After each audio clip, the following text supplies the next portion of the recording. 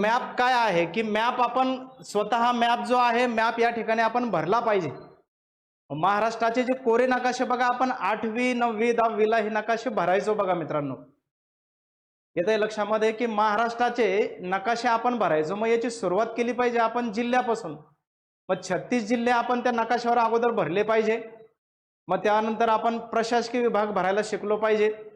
मग त्यानंतर आपण जे प्राकृतिक जो भूगोल आहे आपला, मग यामध्ये मग डोंगर रांगा असतील, मग काही उपरांगा असतील, मग नद्या असतील, पर्वतरांगा असतील, हे सगळं जर का आपण त्या मॅपवर भरायला शिकलो, 4-5 मॅप जर आपण भरले भूगोलामध्ये, तर हे 4-5 मॅप भरल्यानंतर मग एक कॉन्फिडन्स येतो आणि भूगोलाचा जो आवाका आहे बघा, खनिज सुद्धा आपण मॅपवर भरू शकतो.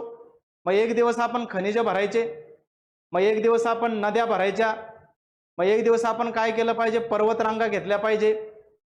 मग असे जर एक 4-5 ॲस्पेक्ट 4-5 जर गोष्टी आपण या नकाशावर आपण जर व्यवस्थितरित्या दाखवल्या, तर निश्चितच आपला भूगोलामध्ये जो पहिला स्कोर होता 7-8 असेल किंवा 10 असेल किंवा 12 असेल, तर निश्चितच त्यामध्ये प्लस या ठिकाणी आज होणार आहे. आणि ते आपण 2025चा जो कंबाईनचा पेपर आहे या माध्यमातून हा ॲनालिसिसचा जो पॅटर्न आहे या ठिकाणी आपण तो समजून घेणार आहोत. तर चला आपण ॲनालिसिसला या ठिकाणी सुरुवात करूया. आता बघा, पहिला प्रश्न आहे, तर खालील विधानांचा विचार करा. त्यामध्ये काही विधानं दिली आहेत आपल्याला.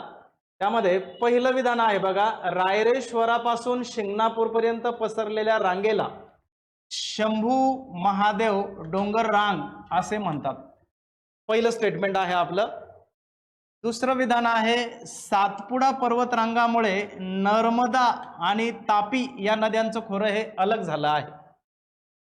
तिसरं विधान आहे, हरिश्चंद्र बालाघाट डोंगर रांगेमुळे गोदावरी व भीमा या नदींचं खोरं हे अलग झालेलं आहे. ठीक आहे. तिसरं विधान आहे, चौथं विधान आहे, गोदावरी व तापी नद्यांच्या खोऱ्यांना विभक्त करणारी सातमाळा अजिंठा डोंगर रांग आहे. आता बघा, हे स्टेटमेंट जर वाचले आपण तर कन्फ्युजन होतं, पण जर एक बेसिक मॅप जर आपण लक्षात ठेवला तो आपण बघून घेऊया. एक नद्यांचा एक मॅपच्या आधारे आपण तो समजून घेऊया. एक नद्यांचा जर आपण एक बेसिक मॅप आपण समजून घेतला,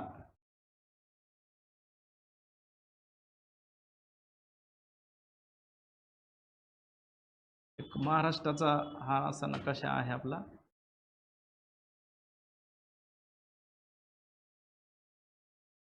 आता बघा की दरवेळेस आपल्याला याची गरज पडणार आहे.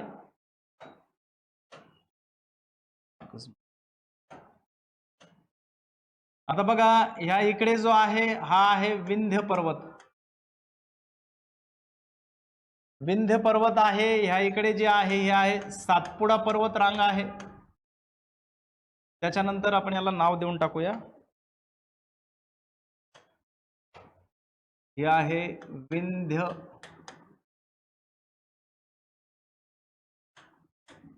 विंध्य पर्वत. त्यानंतर हा आहे सातपुडा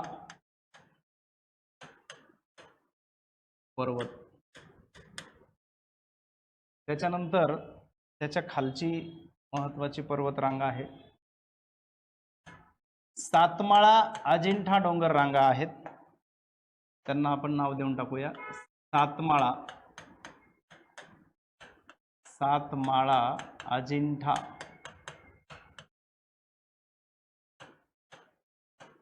डोंगर रांगा आहेत. त्याच्यानंतर या इकडे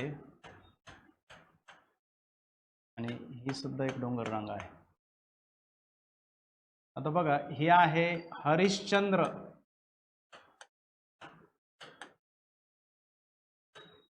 बालाघाट डोंगर रांग आहे. ही आहे शंभू महादेव डोंगर रांग.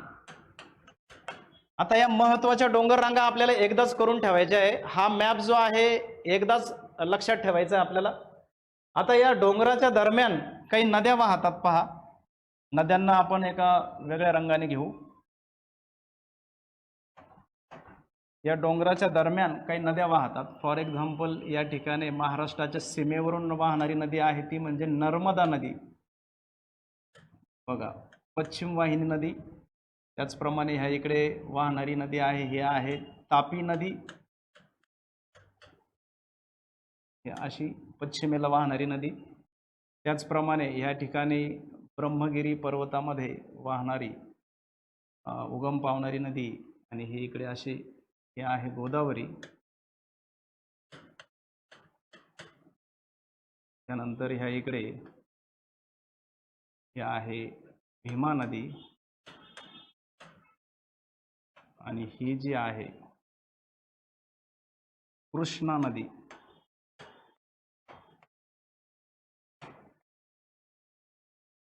येस. आता बघा, नद्या, महाराष्ट्रातील प्रमुख नद्या दरवर्षी आयोग प्रश्न विचारतो आपल्याला. याला जर शॉर्टकट मध्ये लक्षात ठेवायचं असेल तर बघा, आपण हे विनसा, तासागो,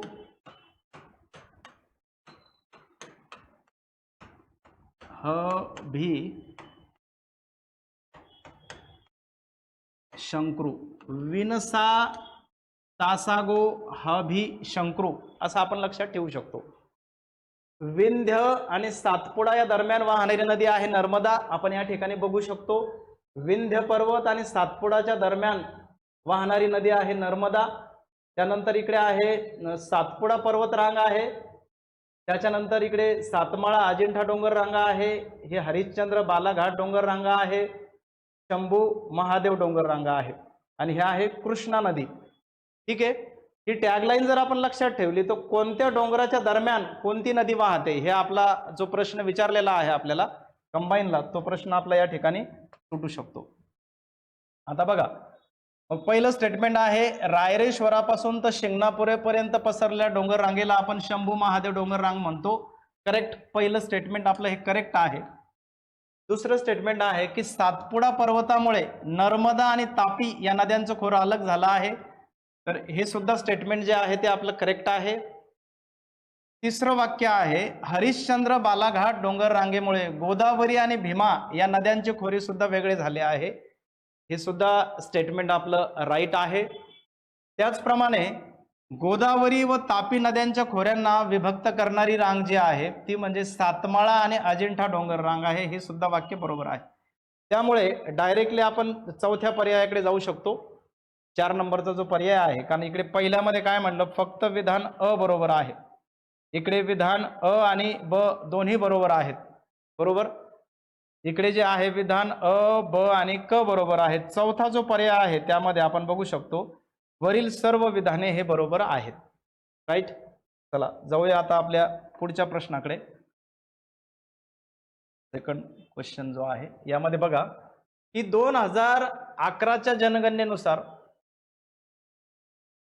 महाराष्ट्रातील खालीलपैकी 3 जिल्ह्यामध्ये ऋणात्मक लोकसंख्या वाढीचा दर हा सर्वाधिक दिसतो.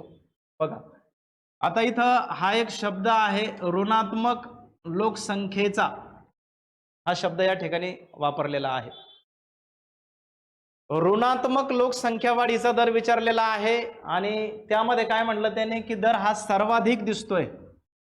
बघा, मग आता 2011 म्हणजे 2001 पासून ते 2011 पर्यंत जी दशकीय वाढ आहे त्या संदर्भातला हा प्रश्न आहे.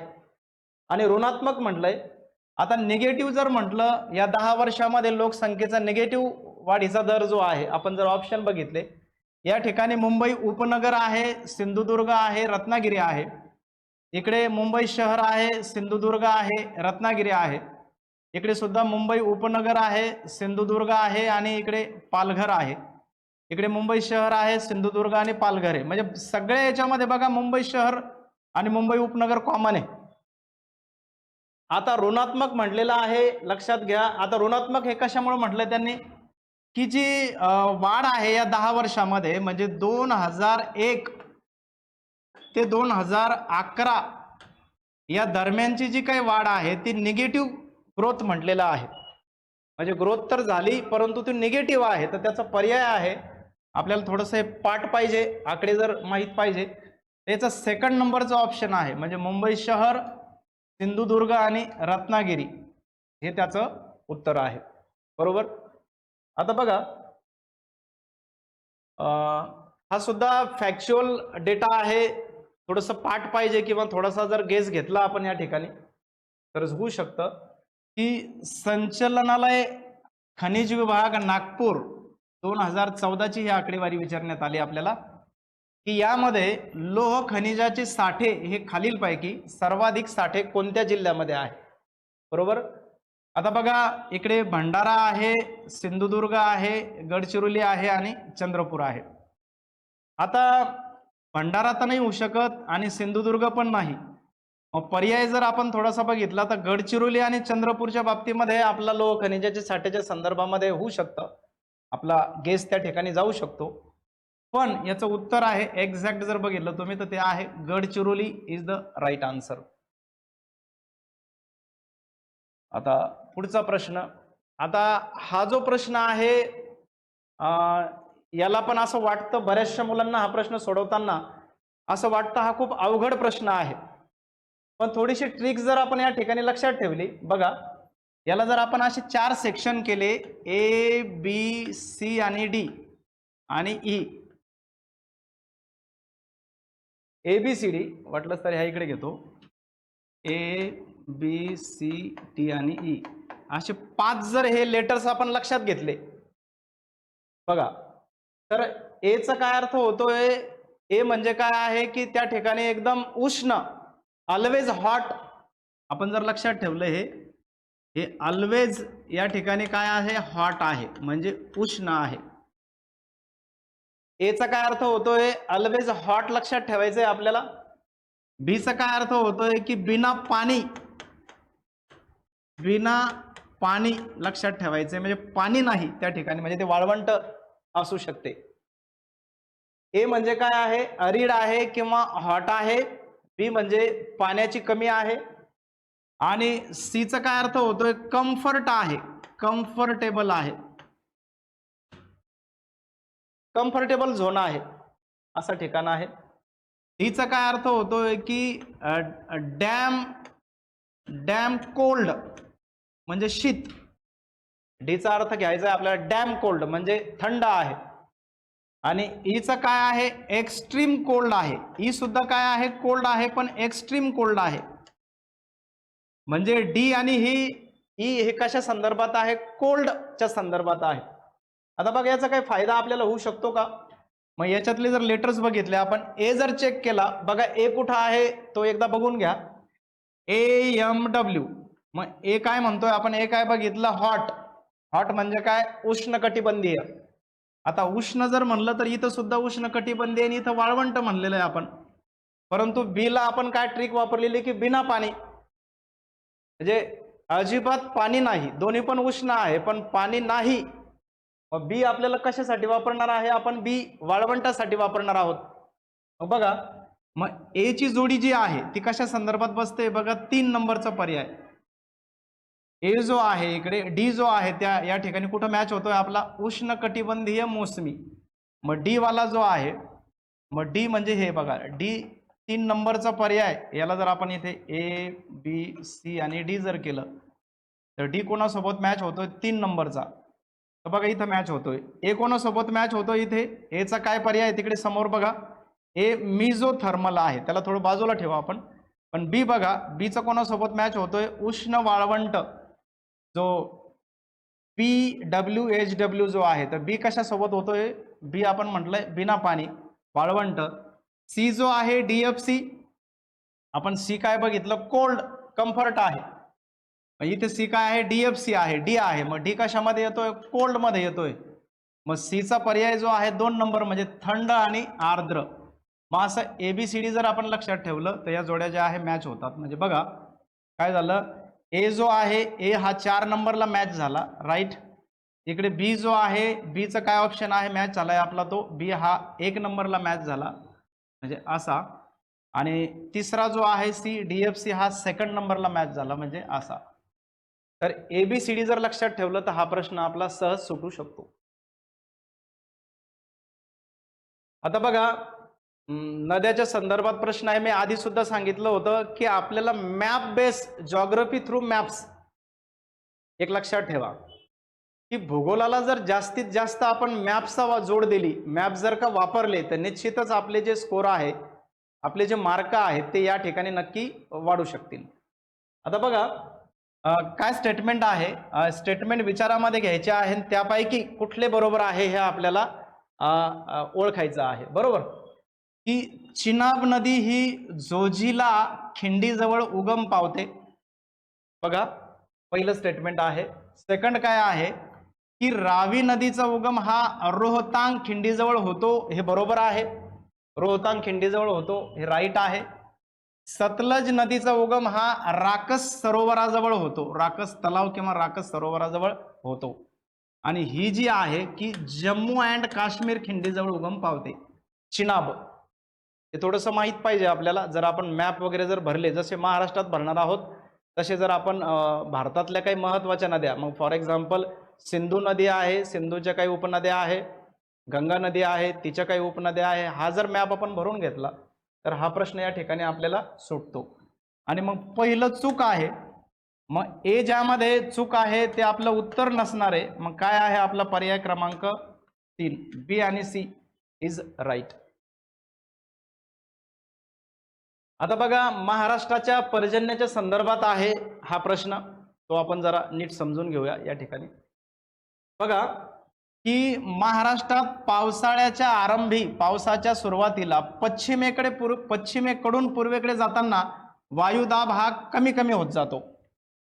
म्हणजे महाराष्ट्रामध्ये जर पावसाचं आगमन होत असेल तर वायूचा जो दाब आहे, प्रेशर, हे कमी असतं का? थोडक्यात एक जरी लक्षात ठेवलं, बघा काय सध्या आपण उन्हाळा अनुभवतोय, याच्यानंतर लगेच मान्सूनला आगमन होणार आहे, पावसाळ्याला सुरुवात होणार आहे. आता ज्या वेळेस पावसाळ्याला सुरुवात होणार आहे किंवा झालेला आहे त्यावेळेला मग भारत असेल किंवा महाराष्ट्र असेल, आपण एका याच्या माध्यमातून समजून घेऊ, डायग्रामच्या माध्यमातून त्याला. बघा सपोज आपण जर महाराष्ट्राचा विचार केला, त्यांनी काय विचारलंय आपल्याला, जर सपोज हा आपला महाराष्ट्र आहे, हा जो प्रेशर आहे, प्रेशर हा विचारलेला आहे त्यांनी की हा नेमका कसा आहे. तर हे कायम लक्षामध्ये असू द्या की हा जो दाब आहे, हा दाब कसा आहे? कमी दाब. हा कमी दाब आहे आणि कमी दाब आहे म्हणूनच काय होतं, हे वारे जे आहे अशा पद्धतीने येत आहे, नैऋत्य मोसमी वारे. हे नैऋत्य मोसमी वारे अशा पद्धतीने अट्रॅक्ट होत आहे कुणीकडून? जास्त दाबाकडून. जास्त दाबाकडूनच कमी दाबाकडे वारे वाहतात. फ्रॉम हाय प्रेशर, जास्त दाबाकडूनच कमी दाबाकडे वारे वाहतात. भारताचा विचार केला, भारताच्या संदर्भात सुद्धा हे विधान लागू पडतं, महाराष्ट्राच्या संदर्भात सुद्धा हे विधान लागू पडतं. कारण ज्या वेळेला तापमान जास्त असतं, दोन गोष्टी भूगोलामध्ये पक्क्या करून ठेवा, काय की ज्या वेळेला सपोज ही कन्सेप्ट समजून अजून चांगल्या, सपोज ह्या इकडे सूर्य आहे, सन आहे. मग आता सूर्य आहे, सूर्याच्या उष्णतेने काय होणार? जमीन तापमान, आणि जमीन तापणार, आणि जमीन जर का तापली तर ही जी लगतची हवा आहे जमिनीला लागून ही विरळ होत जाणार, बरोबर, लांब लांब जाणार. आणि मग जास्त तापमान ज्या ठिकाणी असतं, हा फॉर्म्युला कायम लक्षात असू द्या भूगोलामध्ये, का नवीन स्लाइडवर घेऊ आपण, हे कायम लक्षात असू द्या की ज्या वेळेला सपोज या ठिकाणी की ज्या वेळेला सूर्य आहे, जमीन आहे, ज्या वेळेला जास्त तापमान असेल, कायम लक्षात असू द्या, जर जास्त तापमान असेल तर कायम लक्षात ठेवा दाब कसा असतो? कमी दाब. आणि जास्त दाबाकडूनच कमी दाबाकडे वारे वाहतात. From high pressure to low pressure, जास्त दाबाकडून कमी दाबाकडे वारे वाहतात. म्हणजे मान्सूनच्या सुरुवातीला, पावसाळा सुरू होण्याच्या अगोदर जी सिच्युएशन असते ती कुठली? आता सध्या म्हणजे अजून काही दिवसानंतर आपण अनुभवणार आहोत. तापमान तर जास्त आहे, जेवढं जास्त तापमान असेल तेवढं आपण पावसाला काय करत असतो? अट्रॅक्ट करत असतो. हे वारे कुठले आहे? जास्त दाबाकडून कमी समुद्रावरून वारे येतात, म्हणून त्याला मोसमी वारे म्हटलं जातं. ठीक आहे, बघा त्या आपण आपल्या प्रश्नाकडे जाऊया. पहिलं स्टेटमेंट बघा महाराष्ट्रात पावसाळ्याच्या आरंभी पश्चिमेकडून आपण आत्ताच पाहिलं, पश्चिमेकडून पूर्वेकडे जातोय आपण, तर वायुदाब हा कमी कमी होत जातो. जसजसं आपण पूर्वेकडे जाणार आहोत, हा वायुदाब जो आहे हा कमी कमी होत जाणार. तो first statement is the right. पहिलं वाक्य अगदी बरोबर आहे. दुसरं वाक्य बघूया. राज्यातील पर्जन्याचे वितरण म्हणजे पावसाचं वितरण प्रामुख्याने नैसर्गिक वनस्पतीच्या वितरणावर अवलंबून आहे का सांगा. म्हणजे पावसाचं वितरण आपण प्रणाली बघतोय मित्रांनो, लक्षात घ्या. आणि हे वनस्पतीच्या वितरणावर अवलंबून आहे का. म्हणजे जिकडं झाडं वितरण जे आहे वनस्पतीचे त्यावर डिपेंड असणार आहे का. त्यावर पण आहे, म्हणजे झाडांवर पण आहे. पण जी ऍक्च्युअल मान्सून आहे आपला, ऍक्च्युअल मान्सून जो काम करतो तो कशावर काम करतोय, या प्रेशरवर काम करतोय. जे पहिलं स्टेटमेंट मध्ये आपण ते पाहिलं बघा. याला थोडं होल्ड करा वाटलंच तर, या संदर्भात जर डाऊट असेल. बघा पुढचं वाक्य पाहूया आपण, सी नंबरचं. नैऋत्य मोसमी वारे घाट माथ्यावरून, म्हणजे घाटमाथा ह्या असा जो सह्याद्री आहे घाटमाथा, त्याच्यावरून पूर्वेकडे जातात तेव्हा त्यांची बाष्पधारण क्षमता जी आहे ती वाढते. आता पुढचं पण वाक्य वाचून घेऊ आपण. विदर्भामध्ये पश्चिमेकडून पूर्वेकडे पावसाचं प्रमाण हे वाढत जातं. बघा एका याच्या आधारे याला आपण समजून घेऊ. आपला सह्याद्री, याला हा आहे कोकण, सह्याद्री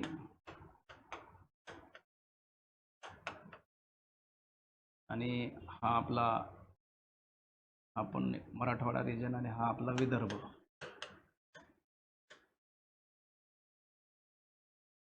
अजून एक घेऊ, अवर्षणग्रस्त प्रदेश आणि आपला समजा हा मराठवाडा. ठीक आहे. आता बघा ह्या इकडे असेल सूर्य आणि हे इथं समुद्र आहे समजा. आता बघा हे बाष्पयुक्त ढग आहेत, राईट. हे असे जाणार पुढे. या ठिकाणी जोरदार वृष्टी होते हे आपल्याला माहिती आहे. आता एका उंचीवर गेल्यानंतर हे ढग जे आहे एका विशिष्ट उंचीवर गेल्यानंतर काय होते, ढगांना थंड हवा लागते. उंचीमध्ये वाढ झाली तर बाष्पधारण क्षमता कमी होते, लक्षात घ्या.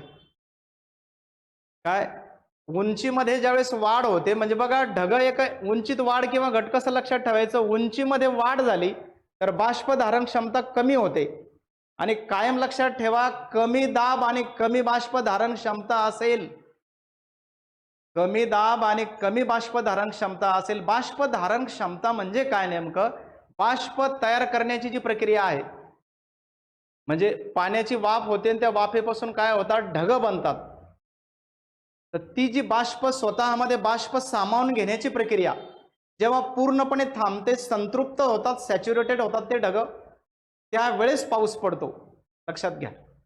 मग ते बाष्प धारण करण्याची क्षमता या ठिकाणी काय झालेली राहते, ती कमी झालेली असते.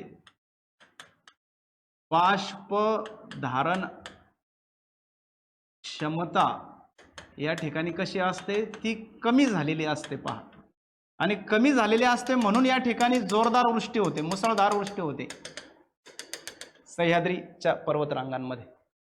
आता जसं यांनी हे डोंगर घाटमाथा ओलांडला या ढगांनी, कारण पश्चिमेकडून पूर्वेकडे जात आहे, जसा यांनी हा घाटमाथा ओलांडला काय झालं, हे उतारावून ढग उतरू लागले. तर बघा यांच्या उंचीमध्ये पण वाढ झाली, उंचीमध्ये पण वाढ झाली आणि यांची जी बाष्प धारण क्षमता आहे त्यामध्ये पण वाढ झाली.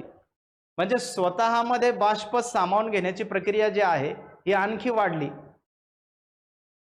बाष्प धारण करून घ्यायची क्षमता सुद्धा काय झाली, वाढली. मग आता पाऊस पडणार आहे का या ठिकाणी, नाही. बाष्प धारण क्षमता ज्या वेळेला जास्त असते त्यावेळेला पाऊस पडत नसतो, कारण बाष्प निर्माण करण्याची प्रक्रिया, बाष्प सामावून घेण्याची प्रक्रिया ही चालू राहते, त्यावेळेला पाऊस नसतो. बाष्प तयार करण्याची प्रक्रिया पूर्णपणे थांबली पाहिजे तेव्हा पाऊस पडतो, जसं इकडे सह्याद्री पर्वतावर आपल्याला बघायला मिळालं. आणि याला आपण काय म्हणलेलं आहे, अवर्षणग्रस्त प्रदेश. कशामुळे, कारण ढग काय झाले, ढग डोंगर उतारावर आले, इथं तापमान वाढलं आणि हे ढग असे वर गेले. आणि आता मग अशा पद्धतीने हे इकडे विदर्भामध्ये, तर मग हा निश्चित पावसाचा प्रदेश म्हणतो आपण. 70 सेंटीमीटर पर्जन्याची नोंद होते. तो म्हणजेच काय, अवर्षणग्रस्त प्रदेश, rain shadow zone of country किंवा महाराष्ट्राचा आपल्या. तर अशा पद्धतीने हा पॅटर्न आहे. आपल्या प्रश्नाचा संदर्भ जो आहे तो आपल्याला या ठिकाणी मिळतो अशा पद्धतीने. आणि मग बघा की नैऋत्य मोसमी वारे घाटमाथ्यावरून पूर्वेकडे जातात तेव्हा त्यांची बाष्पधारण क्षमता वाढते आणि म्हणून पाऊस पडत नाही. विदर्भामध्ये पश्चिमेकडून पूर्वेकडे जाताना पावसाचं प्रमाण वाढतं. आता एका विशिष्ट उंचीवर गेल्यावर विदर्भामध्ये काय झालं पुढे, की त्या उंचीवर गेल्यामुळे ढगांना थंड हवा लागली. एका उंचीवर गेल्यामुळे ढगांना थंड हवा लागली त्या ठिकाणी पाऊस निश्चित पडतो आणि म्हणून त्याला म्हणलेलं आहे निश्चित पावसाचा प्रदेश. आणि म्हणून मग आता आपलं यामधलं ए बरोबर आहे, बी च्या बाबतीमध्ये नाही का नैसर्गिक वनस्पतीच्या वितरणावर अवलंबून नसतं, आणि सी बरोबर आहे, डी बरोबर आहे. ए, सी आणि डी ज्या पर्यायामध्ये आहे ते आपलं उत्तर असेल.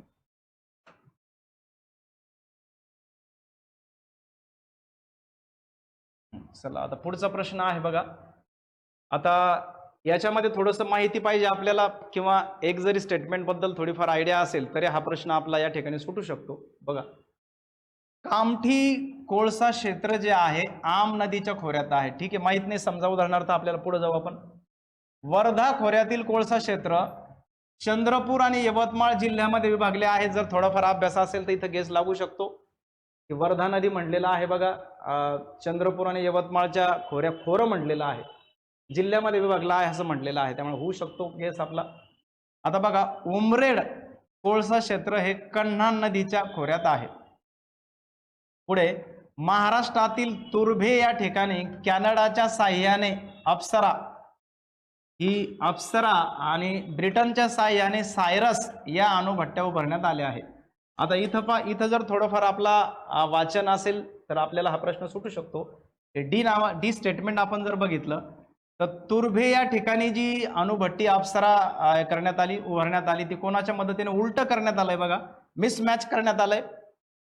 एक लक्षात ठेवा, ज्या वेळेला हे कॉमन फॅक्टर दिले जातात, इकडं पण दिलेलं आहे कॉमन पहिल्या अर्ध्या स्टेटमेंटमध्ये आणि इकडे कॉमन दिलेलं आहे, तर थोडासा ट्रिक्स या ठिकाणी आपण वापरू शकतो. अशी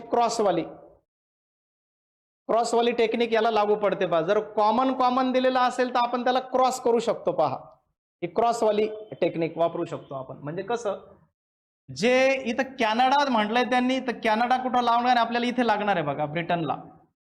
म्हणजे ब्रिटन आपलं इकडे जाईल आणि जे कॅनडा आहे ते इकडे येईल. त्यामुळे मग डी ज्या पर्यायामध्ये आहे ते माझं उत्तर नसणार आहे. पहा, ही याच्यामध्ये आहे, काय म्हटलंय तुम्हाला त्यांनी, चुकीची आहेत म्हटलेलं आहे, पण लक्षात घ्या, हे पण महत्वाचं आहे. आपल्याला चुकीची विधाने आहेत ते विचारलेलं आहे, डायरेक्ट चूक कुठली आहे. मग डी आपल्या पर्यायामध्ये आहे, म्हणजे डी असणार आहे आपल्याला. डी याच्यामध्ये डी असणार आहे, हे उडाला, हा उडाला. ठीक आहे. आता बघा, इकडे सुद्धा तसंच केलं त्यांनी. कामठी आणि उमरेड कोळसा क्षेत्र हे कॉमन मध्ये राईट. मग इथं सुद्धा आपण ही क्रॉसवाली टेक्निक वापरू शकतो. कामठी क्षेत्र आहे कोळसा क्षेत्र, खाली सुद्धा एक उमरेड कोळसा क्षेत्र आहे, बरोबर. क्रॉसवाली टेक्निक होऊ शकते. मग पहा, हे कामठी जे आहे कन्हान नदीच्या खोऱ्यामध्ये आहे, उमरेड जे आहे ते आम नदीच्या खोऱ्यामध्ये आहे. त्यामुळे पर्याय क्रमांक चुकीचं म्हटलेलं आहे, त्यांनी क्रॉस केलंय. त्यामुळे ए, सी आणि डी हा आपला हे होतोय. आता बघा, पाणलोट क्षेत्र कार्यक्रम जो आहे, खालीलपैकी कोणते उद्देश आहे त्या पाणलोट क्षेत्राचे. आता बघा, भूमी उपयोजन होऊ शकतो का आणि उत्पादनात पर्याप्त वाढ करणे. आता भूमीचं जर उपयोजन झालं तर उत्पादनामध्ये वाढ होऊ शकते का, तर निश्चित होऊ शकते. वाहत्या पाण्याला नियंत्रित करून भूमीचे धूप किंवा क्षरण थांबवल्या जाऊ शकतं का, हा उद्देश असू शकतो का, तर असू शकतो. गुंतवणूक कमी आणि उत्पादन खर्चामध्ये वाढ करणे. आता हा काही पर्याय असू शकतो का, सी वाला. थोडा विचार करा या ठिकाणी, पण सी काही राहू नाही शकत. त्यामुळे ज्यामध्ये सी आहे ते काही आपलं उत्तर नाही, परंतु ए आणि बी इज द राईट आन्सर. सरळ जर विचार केला आपण थोडाफार, तर या ठिकाणी आपलं आन्सर हे निवडू शकतो. आता बघा, ऍग्रिकल्चर कृषीच्या संदर्भातलं हे आहे. प्रश्न हा बघा काय म्हणताय की खालील विधाने पहा. महात्मा फुले कृषी विद्यापीठाचे डाळिंब तंत्रज्ञान संशोधन केंद्र हे कुठं आहे? हे आहे लखमापूर, नाशिक मध्ये. ठीक आहे, ते बरोबर आहे. पहिलं स्टेटमेंट आपलं बरोबर आहे. दुसरं बघा, ठीक आहे, दुसऱ्याला होल्ड करू आपण. मग ज्या ज्यामध्ये आपलं पहिलं आहे ते आपलं राईट आहे. इथे सुद्धा पहिलं आहे नाही, याच्यात पण आहे, त्यामुळे हा उडाला. ठीक आहे. आता महाराष्ट्र कृषी विद्यापीठाचे कार्यालय हे मुंबई इथे होते, हे पण स्टेटमेंट आपलं राईट आहे. त्यामुळे हे सी आहे, म्हणजे ज्यामध्ये ए आणि सी आहे. आता राहिला प्रश्न फुले यशोदा हे गव्हाचे नसून तर हे ज्वारीचे वाण आहे. त्यामुळे ए आणि सी हे आपलं राईट आहे. Option number 2 is correct here. पर्याय क्रमांक आपला हा 2 बरोबर आहे. आता बघा, जो पहिला प्रश्न होता तुम्हाला आठवत असेल पहिल्या स्लाइडमध्ये की नद्यांवर आधारित होता, डोंगर रांगा आणि नद्यांवर आधारित होता पहिला प्रश्न आपला. आपण त्याचं शॉर्टकट लक्षात ठेवलं होतं बघा, विनसा, तासागो, हाबी, शंक्रू. आता इकडे सुद्धा नदी प्रणालीवर प्रश्न आहे. काय म्हणता येते? खालीलपैकी कोणती विधाने बरोबर आहेत? वैतरणा, तानसा या ज्या 2 नद्या आहेत या उल्हास नदीच्या उपनद्या आहेत. आता बघा, कोकणातील नद्याच्या संदर्भातला प्रश्न आहे. दरवर्षी आयोग काय करतो आपल्याला, एमपीएससी दरवर्षी आपल्याला नद्यावर, नदी प्रणाली हा फेवरेट प्रश्न आहे. कोकणातील नदीवर एक फिक्स प्रश्न आहे. मग पठारी नदी प्रणालीवर सुद्धा एक फिक्स प्रश्न आहे. 2 प्रश्न आपले हे कायम असतात, लक्षात घ्या. मग मला एक सांगा, एकदा जर का आपण तो नदी प्रणालीचा मॅप भरला, कसा भरायचा? कोकणातील नद्या एकदा भरून टाकायच्या आणि एक पठारावरील नद्या महाराष्ट्रातल्या तो एक मॅप भरून टाकायच्या. असे 2 स्वतंत्र मॅप जर का आपण भरले तर निश्चितच आपल्याला हे 2 प्रश्न जे आहे बोनस ठरतात आपल्यासाठी. बघा, मग कोकणातील नद्या हे वैतरणा असेल, खाली तानसा असेल आणि ही उल्हास नदी, कोकणातील सर्वाधिक लांबीची नदी. ही वैतरणा स्वतंत्र वाहते, ही तानसा सुद्धा स्वतंत्र वाहते आणि ही आहे उल्हास नदी. त्यामुळे उपनद्या वगैरे काही नाही. ठीक आहे. काय म्हणताय पुढे की खानापूर पठाराच्या दक्षिणेला कृष्णा नदीचे खोरे आहे. बरोबर, सांगलीमध्ये हे खानापूरचं पठार आहे, त्याच्या खाली ही कृष्णा नदी अशी वाहते.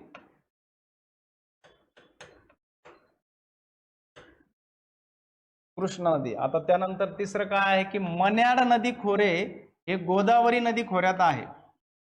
आता गोदावरी जर नदी बघितली आपण तर या इथे मन्याड नदी जी आहे इथं नांदेडमध्ये येऊन मिळते, मन्याड, आणि हे आहे आपली गोदावरी.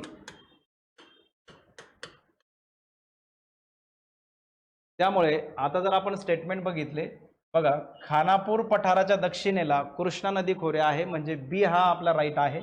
मग ज्या पर्यायामध्ये बी आहे ते आपलं उत्तर असणार आहे. याच्यामध्ये बी आहे, याच्यामध्ये बी आहे, याच्यामध्ये बी आहे. बरोबर, इकडे आहे मन्याड नदी खोरे, म्हणजे सी नंबरचा पर्याय ज्यामध्ये आहे याच्यात सी आहे, याच्यात सी आहे. बरोबर, परंतु ए रॉंग आहे. या दोघांमध्ये पण आलंय बी आणि सी. त्यामुळे आन्सर काय आहे आपलं, तो 4th नंबर 4 नंबरचा पर्याय हा आपला राईट आहे. तर अशा पद्धतीने आपण काय केलं, हे 10 प्रश्न बघितले. तर मित्रांनो, दिशा 2.0 ही बॅच आपली नुकतीच सुरू झाली आहे आणि याची फीस जी आहे आपल्या डायरेक्शन अकॅडमीने अगदी कमी ठेवलेली आहे, नाममात्र शुल्क आहे.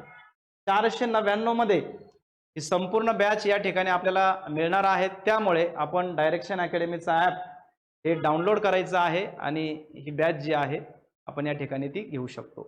तर अशा पद्धतीने आपण हे प्रश्न या ठिकाणी बघितले.